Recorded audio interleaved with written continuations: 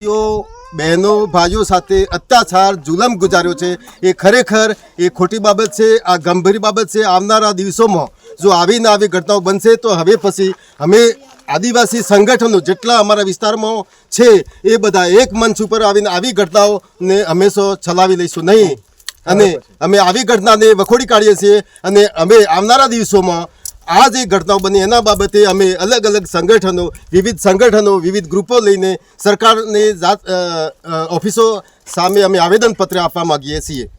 અત્યારે બે પક્ષને નુકસાન થયું છે એવું જાણવા મળે છે સોશિયલ મીડિયાના માધ્યમથી અમને, બરોબર। અને ડીએસપી પણ જિલ્લા પોલીસ વડા પણ એમ કહે છે કે બંને પક્ષને વાગ્યું છે, બરોબર। તો એના માટે તમે એ લોકોની મુલાકાત લીધી છે ખરી?